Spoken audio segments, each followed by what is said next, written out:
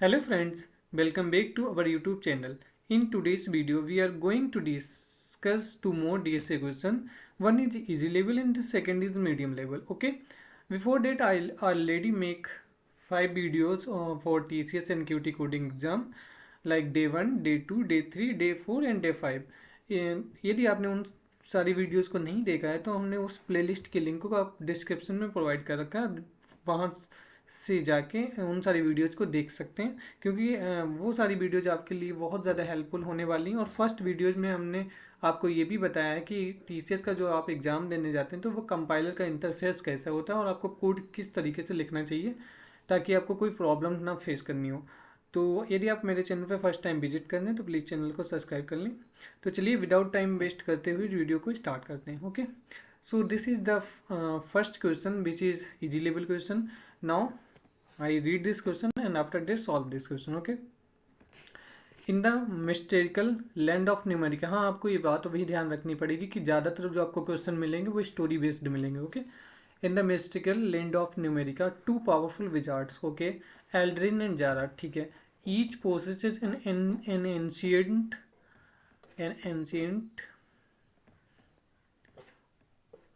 spell book. These spell book contain magical spells, okay, represented by numbers, okay. However, only the spells that appear in both spell book hold the true power to unlock the legendary crystal of wisdom. Okay, your task is to find a common spell from both spell books, but be careful. Each spell should appear only once in the final list, even if it appears multiple times in the books. Okay, the order in which you list the spells does not matter as long as they are correct. The magic will work. जैसे यहाँ पे इन्होंने example बन दिया है, spell book given Aldrin की जो spell book है उसमें नंबर्स हैं 1 2 2 2 1, और जारा की जो स्पेल बुक है उसमें नंबर है 2 और 2, और कॉमन स्पेल बुक आ रहा है तो 2। तो यहाँ पे जैसे हमने इस इनपुट फर्स्ट को देखा है और आउटपुट को देखा, तो हमें देख के समझ में आ गया कि यहाँ पे इंटरसेक्ट पॉइंट निकाला गया। जैसे इसमें 2 अवेलेबल है, इसमें भी 2 अवेलेबल है, और इसमें भी 2 अवेलेबल है, इसमें भी, तो यहाँ पे इंटरसेक्शन पॉइंट निकाल दिया 2।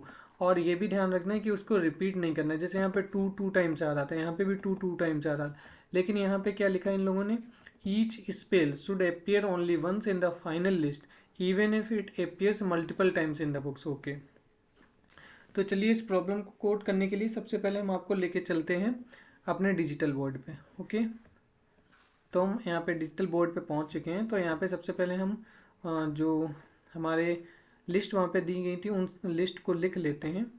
तो फर्स्ट लिस्ट थी हमारी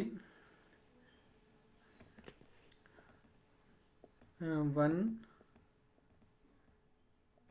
2 2 और 1। ओके, ये पहली लिस्ट थी। और सेकंड लिस्ट थी हमारी 2 और 2। ओके, अब हमको आउटपुट में फाइंड आउट करना है। आउटपुट में जैसे यहाँ पे 1 है, ओके, क्या 1 उस लिस्ट में नहीं है तो 1 को हम कट कर देंगे। 2 को देखेंगे क्या 2 इस लिस्ट में है, ओके, क्या 2 इस लिस्ट में है, ओके, तो हम 2 को रिजल्ट में स्टोर कर देंगे। ठीक है, उसके बाद हम आगे बढ़ेंगे और 2 को मुझे क्या करना है कि 2 को इस तरीके से करना है कि अगली बार जब भी 2 पढ़े तो 2 हमारा स्टोर नहीं होना चाहिए, क्योंकि हमको एलिमेंट भी यूनिक रखने। ओके, अगली बार हमको 2 मिलेगा, हम देखेंगे 2 इधर है, ऑलरेडी है, तो हम क्या करेंगे, हमें उसको स्टोर तो करना नहीं है तो हम इसको रिमूव कर देंगे। ठीक है, तो ये इंटरसेक्शन की प्रॉब्लम है, तो इसको हम सॉल्व करने के लिए सेट का यूज करेंगे। तो चलिए अब इस प्रॉब्लम को सॉल्व कर लेते हैं, जहाँ पे ये प्रॉब्लम्स आपके सही से समझ में आ जाएंगी। तो चलिए इस प्रॉब्लम को सॉल्व करने के लिए हम अपने बीएस कोड में चलते हैं। ओके, तो सबसे पहले यदि आपको लैंग्वेज से रिलेटेड कोई प्रॉब्लम है, लाइक आप पाइथन में कोड करते हैं, सी प्लस प्लस में या जावा स्क्रिप्ट में, तो आप सिंगल एक कमेंट लिख दें।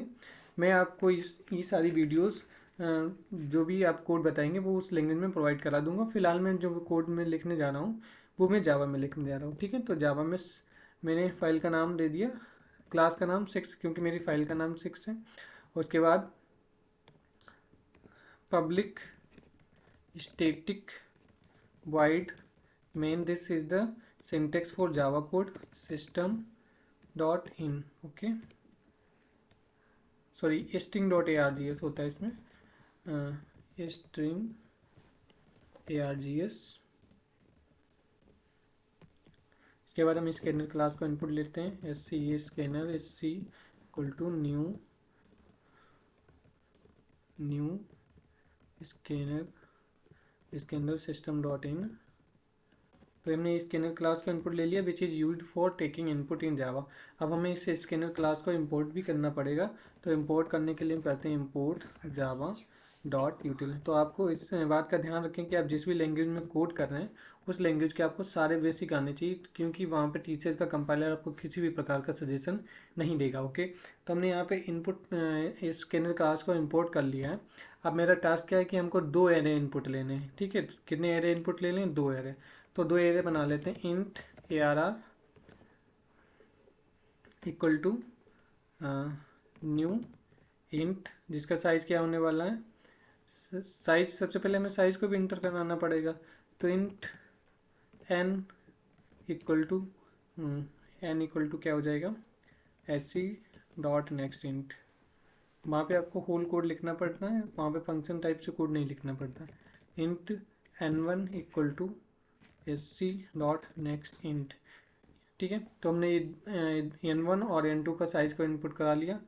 अब ये हमारा ए आर जो होगा वो एन साइज का होगा, और ए आर टू जो होगा वो एन वन साइज का होगा।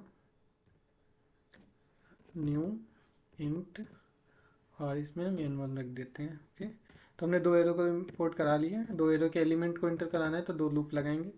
Four int i equal to 0 से i is less than n तक, और आई प्लस प्लस। ओके, और इसमें हमने ए आर में डालना है, तो a r r i equal to S C dot next int. ठीक है, फिर यहाँ पे हम डालेंगे 4 int i equal to 0, i is less than n one, और आई प्लस प्लस। इसमें हम डाल देंगे ए आर वन में, तो a r r one i equal to S C dot next int. इसमें हमने एलिमेंट को डाल दिया। ठीक है, चलिए यहाँ पे मैसेज भी दे देते हैं एस आउट, ताकि थोड़ा प्रोग्राम अच्छा लगे देखने में। Inter size of first array, inter size of first array. लेकिन वहाँ आपको ध्यान रखना है जिस फॉर्मेट में उन्होंने पूछा हो आपको उसी फॉर्मेट में आंसर देना है, क्योंकि नहीं तो वो एरर बताएगा। Okay, S E C O N D second array. Okay, ठीक, इसी तरीके से यहाँ पे दे देते हैं S out enter element of first array. Okay, यहाँ पे दे देते हैं इंटर एलिमेंट ऑफ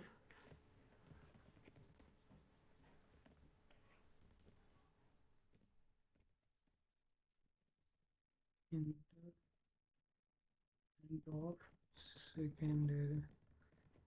ठीक, इसके बाद हमको क्या करना है, हमको एक हैज सेट बनाना है। ठीक है, हैज सेट में हम क्या करेंगे, जो हमारा एरे वन है उसके एलिमेंट को स्टोर कर लेंगे। ए हैज सेट में हम उसके एलिमेंट को स्टोर कर लेंगे। फिर हम लूप को फिर से ट्रेवर्स करेंगे और एक लिस्ट बनाएंगे, उसमें हम इन सारे एलिमेंट को ऐड करते जाएंगे तथा सीट से उस एलिमेंट को रिमूव कर देंगे। ठीक है, तो आपको बिल्कुल भी टेंशन लेने की ज़रूरत नहीं है। हम कोड लिखने के बाद आपको फिर से पूरा कोड एक्सप्लेन करेंगे। तो चलिए सबसे पहले कोड लिख लेते हैं। तो सबसे पहले एक हैश सेट बना लेते हैं। हैश सेट इंटीजर वैल्यू के लिए, इसका नाम हम लिख देते हैं set equal to new hash set. Okay, तो हमने ये हैश सेट क्रिएट कर लिया। अब हम क्या करेंगे, फर्स्ट एरे के एलिमेंट को सबसे पहले हैश सेट में पुट कर देंगे। तो फर्स्ट एरे हो गया, ये हमने लूप लगा लिया 4, और सेट डॉट एड। ठीक है, सेट डॉट एड में क्या ऐड करना है, नम। तो हमने ये नम को जो सेट में हमने ए आर आर वन को पुट कर दिया। ठीक है, अब हम एक लिस्ट बनाएंगे जिसमें हमको लिस्ट एलिमेंट को एंटर करना है। तो लिस्ट बनाने के लिए क्या, एरे लिस्ट का यूज करने वाले हैं, एरे लिस्ट। और कौन सा एलिमेंट होना चाहिए, नहीं, इंटीजर, और लिस्ट नाम रख लेते हैं इसका equal to new array list. Okay, तो हमारी ये लिस्ट बन गई है। अब हमको एक लूप फिर से लगाना है। लूप कौन से इसमें लगेगा, सेकंड वाले में लगेगा। Int i equal to 0, i is less than n one, okay, and i plus plus. ये सेकंड वाले एरे में लूप लगेंगे। ठीक है, अब हम ये देखेंगे कि जो एलिमेंट एरे सेट में है और जो एलिमेंट किस में है, ARR2 में है, तो हम क्या करेंगे, उसको लिस्ट में ऐड कर देंगे, ठीक है। उसको हम क्या कर देंगे, उसको हम लिस्ट में ऐड कर देंगे बाकी, और उसको वहाँ से रिमूव भी कर देंगे, ठीक है। तो सबसे पहले क्या करते हैं, इफ़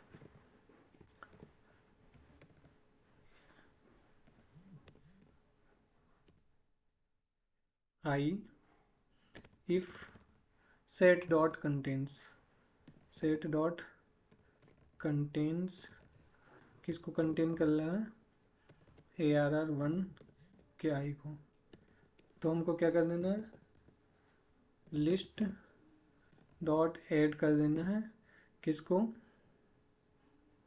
ARRI का, ओके।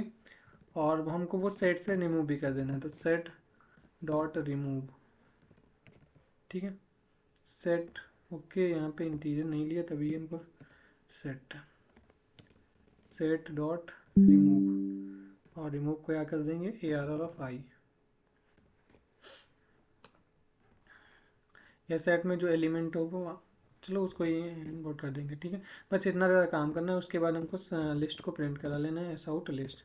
चलिए इस प्रोग्राम फॉर्म को हम आपको रन करा के दिखाते हैं, फिर आप समझाते हैं। TCS के फोल्डर में हम जाएंगे सबसे पहले, फिर हमको कंपाइल करना है, तो कंपाइल करने के लिए हम कमांड लिखते हैं जावा सी, फिर फाइल का नाम, तो फाइल का नाम है 6.java, फाइल का नाम डाला हमने, ये फाइल हमारी कंपाइल हो गई। रन करने के लिए जावा, फिर फाइल का नाम, फिर एक्सटेंशन जावा, ठीक है। तो ये हमारा प्रोग्राम रन हो गया। अब हमसे पूछा है enter the size of first array, तो हम इसी के अकॉर्डिंग इनपुट ले लेते हैं। तो फर्स्ट एरे का हमारा साइज कितना है, 4, तो 4 डाल दिया।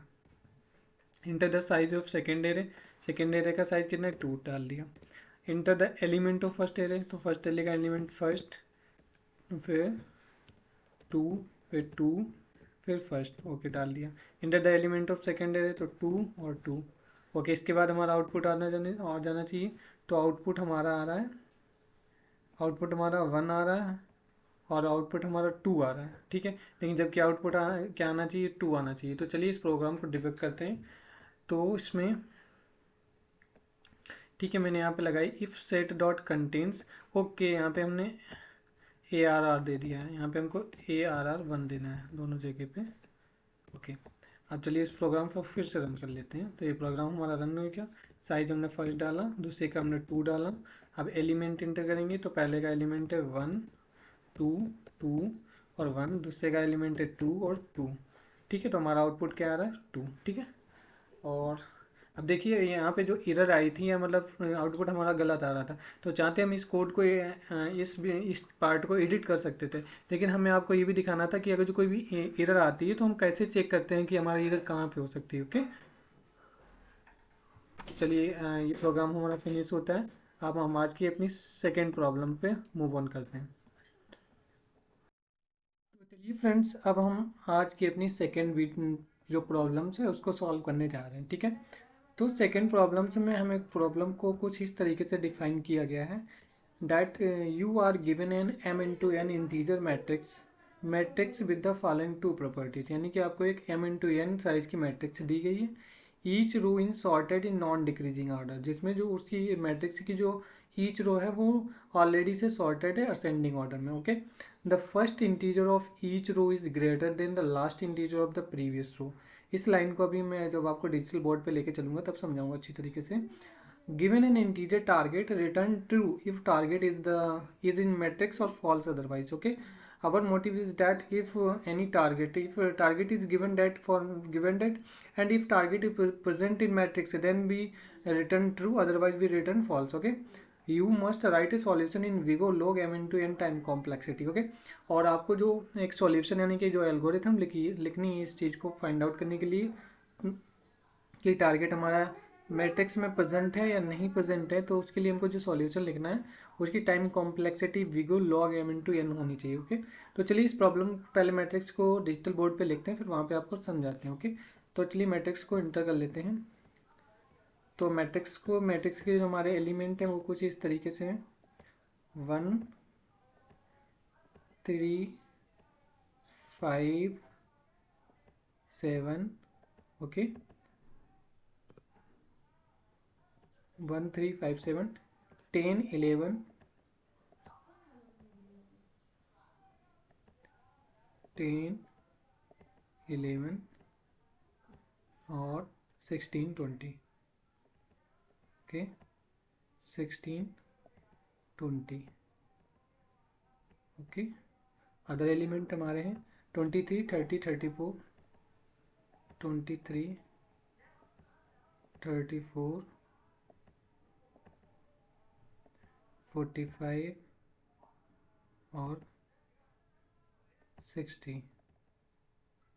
ओके, ये हमारा एलिमेंट है 3 और ये हमारा एलिमेंट है 2। ओके, और यहाँ पे हमको टारगेट की वैल्यू गिवन है इक्वल टू 3। ओके, अब सबसे पहले हम इस 3 को इस रो में सर्च करेंगे। ओके, सबसे पहले हम इस 3 को इस रो में सर्च करेंगे। अगर जो एलिमेंट प्रेजेंट होगा तो ठीक है, हमको ट्रू रिटर्न कर देना। अगर जो एलिमेंट नहीं प्रेजेंट करना है तो हमको सेकंड रो में एंटर हो जाना है। ठीक है, सेकंड रो में भी नहीं होता एलिमेंट तो हमको थर्ड रो में एंटर कर जाना है।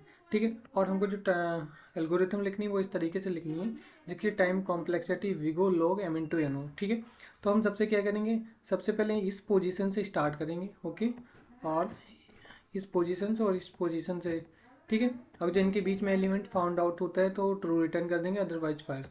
तो इधर के लिए हम लेफ्ट इक्वल टू 0 ले लेंगे। ओके, एक वेरिएबल लेफ्ट ले लिया जिसको हमने क्या ले लिया 0। ठीक है, और एक राइट वेरिएबल ले लेंगे जो कि कॉलम के लिए होगा। ओके, तो कॉलम में हमारा रो का जो लास्ट एलिमेंट होगा वो कॉलम में डाल दें। राइट, सपोज करो यहाँ पे 3 होने वाला तो 3 हमने डाल दिया। ठीक है, अब हम एलिमेंट, ठीक है, एलिमेंट को चेक करेंगे क्या ये जो टारगेट है वो क्या इस एलिमेंट से छोटा है या फिर बड़ा है। सपोज करो यहाँ पे 3 है, 3 7 से कैसा है, छोटा है। तो इसका मतलब ये हो गया कि जो 3 है वो इस रो में ही प्रेजेंट होगा। यदि मैट्रिक्स में होगा तो इसी रो में होगा, अदरवाइज होगा ही नहीं, क्योंकि इसके आगे के जो सारे एलिमेंट होंगे वो इससे क्या होंगे, बड़े होंगे। ठीक है, तो इसके लिए हम क्या करेंगे, ARR आई, अभी क्या हमारा 0। ठीक है, और कॉलम हमारा कितना होने वाला है, कॉलम हमारा 3। ओके, ये जो ARR 0 और कॉलम 3 पे वैल्यू कितनी पड़ी हुई है 7। कुछ तो 7 वो 3 से बड़ा है या छोटा है, तो जो 7 है वो 3 से बड़ा हुआ है। बड़ा हुआ है तो हमको क्या करेंगे, कोल जो हमारा है यानी कि आर की वैल्यू को डिक्रीज कर देंगे। तो आर की वैल्यू कितनी हो जाएगी 2। अभी हमारा मैट्रिक्स के इंडेक्स हो जाएंगे 0 और 2। तो 0 2 किसको पॉइंट आउट करेगा, 0 2 पॉइंट आउट करेगा 5 को। ठीक है, तो फिर से ये कंडीशन चेक होगी कि टारगेट जो है वो ARR से छोटा है या बड़ा है। फिर से यहाँ पे हम देखते हैं कि जो टारगेट इंडेक्स पे एलिमेंट पड़ा हुआ है वो ऑलरेडी बड़ा है। तो हम क्या करेंगे, आर की वैल्यू को फिर से डिक्रीज करके 1 कर देंगे। तो यहाँ पे हमारा इंडेक्स क्या हो जाएगा, 0 हो जाएगा और 1। ठीक है, तो हम देखते हैं 0 और 1 पे हमारा टारगेट पड़ा हुआ है तो हम ट्रू रिटर्न कर देंगे। अगर जो यहाँ पे एलिमेंट नहीं मिलता है तो हम कहाँ पे शिफ्ट हो जाएंगे, सेकंड वाली रो में शिफ्ट हो जाएंगे। ठीक है, यदि हमारा टारगेट 7 से बड़ा होता है तो चलिए इस प्रॉब्लम को सबसे पहले कोड कर लेते हैं, फिर आपको हम वहाँ से डिटेल में समझाते हैं। ठीक करना पड़ेगा, तो इस प्रॉब्लम को कोड करने के लिए हम लिखेंगे सबसे पहले फाइल का नाम। ठीक है, तो फाइल का नाम हमारा क्या होने वाला है, क्लास, पब्लिक क्लास 6 हो गया। ठीक है, और पब्लिक स्टैटिक वॉइड 1 हो गया। फिर स्कैनर लेके एक ऑब्जेक्ट बना लेते हैं जो कि हमारा इनपुट लेने के लिए यूज़ होगा। स्कैनर सिस्टम डॉट इन। ठीक है, सबसे पहले हम मैट्रिक्स का साइज इंटर करेंगे, तो int n equal to SC dot next int. तो हमारा ये एलिमेंट का साइज इंटर हो जाएगा। और उसके बाद एक मैट्रिक्स बना लेते हैं, इंट मैट्रिक्स। ठीक है, और मैट्रिक्स का न्यू मैट्रिक्स में क्या है, n और कॉलम भी n होने वाले। ठीक है, और उसके बाद हम एक मैट्रिक्स में एलिमेंट को इंटर करेंगे 4 इंट i इक्वल टू 0 से i इज n तक और i प्लस प्लस। इसके बाद दूसरा लूप लगाएंगे क्योंकि मैट्रिक्स में एलिमेंट को इंटर करने के लिए दो जो लूप को लगाना पड़ता है, int j equal to 0, j is less then n और j प्लस प्लस। उसके बाद एलिमेंट इंटर करना मैट्रिक्स में i और j equal to C dot next int. ठीक है, तो हमारे एलिमेंट प्रेजेंट हो गए। इसके बाद हमको टारगेट को इंटर कराना है, तो S out enter the target. तो इंटर द टारगेट, टारगेट के लिए हम एक टारगेट वेरिएबल ले लेंगे, enter target equal to SC dot next int कर लिया। ओके, तो हमारा टारगेट, उसके बाद हमको एक बूलियन में रिजल्ट स्टोर करना है क्योंकि हमको ट्रू फॉल्स रिटर्न करना है, तो बूलियन रिजल्ट इक्वल टू एक फंक्शन लिखेंगे फाइंड सर्च, और इसमें हमको क्या पास करना है, इसमें हमको मैट्रिक्स पास करनी है और टारगेट। ओके, दो चीज़ों को पास कर देंगे, इसके बाद हम रिजल्ट को करा देंगे प्रिंट। तो रिजल्ट को मैंने प्रिंट करा दिया। अब इसके बाद हमको क्या करना है, फंक्शन के डेफिनेशन को लिखना है। ओके, तो चलिए फंक्शन की डेफिनेशन को लिख लेते हैं। यहाँ पे मान लो हमने कोई फंक्शन लिया, पब्लिक स्टैटिक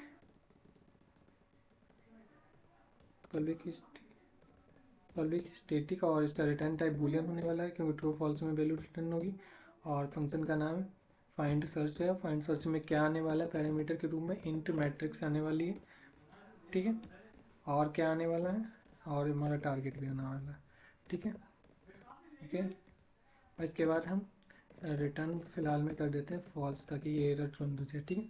ये मैंने टारगेट एक स्ट्रक्चर लिख लिया फंक्शन का। अब हम फंक्शन को लिखना स्टार्ट करते हैं, ठीक है। अब फंक्शन को लिखने से पहले हमने क्या बताया था, एक तो हम लेफ्ट वेरिएबल लेने वाले हैं, ठीक है।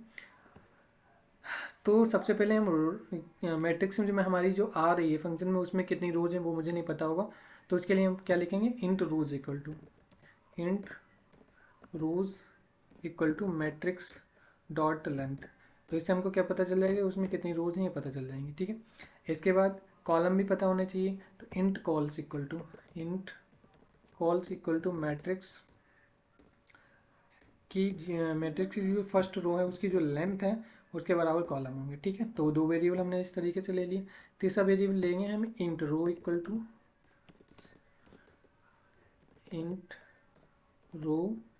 0, okay, row equal to 0 comma col equal to cols dot length, या कॉल्स में तो ऑलरेडी पड़ा हुआ ना, कॉल्स -1, ओके। तो इस तरीके से हमारा रो और कॉलम हो गया, ठीक है। ध्यान रखना ये रोज हैं यानी कि टोटल कितनी रोज हैं, ये कॉलम है यानी कि टोटल कितने कॉलम, ये रो है मतलब सिंगल रो और ये सिंगल कॉलम को चेक करेगा, ठीक है। इसके बाद हम ना एक वाइल लूप लगाते हैं, तो वाइल लूप लगाया, इसमें कंडीशन क्या होने वाली है, इसमें हमारी कंडीशन पहली तो ये होने वाली है कि if row is less than rows, ठीक है, मतलब रो की जो संख्या है वो टोटल रोज से कम है तब तक। दूसरी कंडीशन क्या होगी, अब जैसे हमने रो के लिए लगा दी तो दूसरी क्या होनी है, कॉलम के लिए। तो कॉलम के लिए क्या, ये भी लगा सकते हैं कि कॉल की वैल्यू हमेशा -1 से ज़्यादा होनी चाहिए, क्योंकि हम बार बार लेफ्ट की तरफ शिफ्ट होंगे, तो ऐसा ना हो कि हम -1 पोजीशन पे पहुंच जाएं, 0 पोजीशन पर, मतलब फर्स्ट कॉलम तक हमको जाना है, ओके। इसके बाद ठीक है, अब हम इसके अंदर क्या लिखने वाले हैं, इसके अंदर हम लिखने वाले हैं इंट करंट, मतलब करंट में कौन सा डाटा है, तो इंट करंट जो हमको बताएगा कि करंट में कौन सा है। तो करंट में हम जानने के लिए क्या करेंगे, मैट्रिक्स का रो, ठीक है, रो पॉइंट पे और कॉल पॉइंट पे जो पड़ा है वो करंट में हो जाएगा, ठीक है। जैसे वहाँ पे अभी फिर से आपको बताते हैं कैसे। उसके बाद हम एक कंडीशन लगाएंगे, if current equal to target, तो हमको क्या कर देना है, कुछ नहीं, रिटर्न ट्रू कर देना है, बस खत्म, सीधे रिटर्न ट्रू कर देना है। अब मान लो ये कंडीशन सही नहीं होती, रिटर्न ट्रू नहीं होता, तो कंडीशन क्या होगी, एक ही कंडीशन हो सकती है कि target, if target is greater then current, जो टारगेट है वो हमारा करंट से बड़ा है, ठीक है। तो हमको क्या करेंगे, अगर जो टारगेट हमारा है वो करंट से बड़ा है तो हमको दूसरी रो में शिफ्ट होना पड़ेगा, तो रो को प्लस प्लस कर देंगे। अदरवाइज अगर जो टारगेट है वो छोटा है तो हमको कॉलम को शिफ्ट करना पड़ेगा, तो कॉल माइनस माइनस, ओके। बस ये सिंपल सा कोड लिख दिया, ठीक है। तो चलिए इस पहले प्रॉब्लम को रन करके देख लेते हैं, उसके बाद हम इस प्रॉब्लम को आपको समझाते हैं।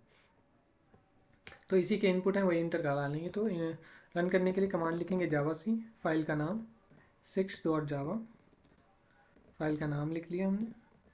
उसके बाद इस फाइल को रन करने के लिए जावा और SIXTH6.java, ओके।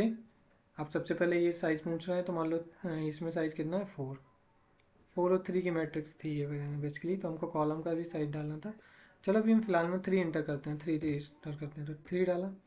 अभी एलिमेंट पूछ रहा है तो मान लो 1 तो और 3 5 10 11 16 23 और 30 34। अब इन टारगेट हमारा कितना था, 3, इसको रिटर्न कितना आ रहा, 2, ठीक है। अब इसको सेकंड इनपुट के लिए रन कराते हैं, तो सेकंड इनपुट के लिए रन करते हैं इसमें हमारा साइज कितना है 3, एलिमेंट क्या है 1, 3, 5, 10, 11, 16, 23, 30 और 34। टारगेट हमारा कितना है 13, डाला फॉल्स। ओके, हमारा यानी कि जो लॉजिक है सही से काम कर रहा है। ठीक, अब हम इसको समझाते हैं। देखो यहाँ पे रोज़ हमने ये रोज़ किस लिए लिया कि ये ताकि ये टोटल रोज़ बताए, कॉलम किस लिए लिया ताकि टोटल कॉलम बताए। ठीक है फिर हमने रो जीरो मतलब फर्स्ट रो से स्टार्ट करेंगे और कॉलम की वैल्यू हमें ली है जो बिल्कुल लास्ट वाला कॉलम को उठाएंगे। ठीक है, इफ कंडीशन क्या लगेगी कि रो की जो मतलब जो रो हमारी चलेंगी फर्स्ट रो सेकेंड रो, उनकी जब तक वैल्यू जो है वो टोटल रो से कम रहती तब तक तो ये हमारा लूप चलेगा। ठीक है, इसी तरीके की कॉल में जब तक वैल्यू जीरो तक मतलब फर्स्ट कॉलम तक आती है तब तक ये चलेगा। सबसे पहले हम करंट में जो एलिमेंट उठाते हैं वो मैट्रिक्स रो और कॉलम मतलब मैट्रिक्स के जो रो इंडेक्स होगा कॉलम इंडेक्स पे जो एलिमेंट होगा उसको हम करंट में शिफ्ट कर देंगे। अगर जो करंट टारगेट के बराबर होता है तो हमको ट्रू रिटर्न कर देना। If target is greater then current होता है तो हमको उस रो में तो एलिमेंट मिलने वाला है नहीं, तो हम ये सेकंड रो में एलिमेंट को सेकंड रो में शिफ्ट हो जाएंगे। इसी तरीके के कॉल में आई होप ये प्रॉब्लम आपको समझ में आ गई होगी। यदि ये वीडियो आपको वैल्यूएबल लगा हो तो प्लीज़ वैल्यूएबल वीडियो को लाइक करें तथा चैनल को सब्सक्राइब करना ना भूलें यदि आप फर्स्ट टाइम विजिट कर रहे हैं। Okay, thank you, all the best for your exam.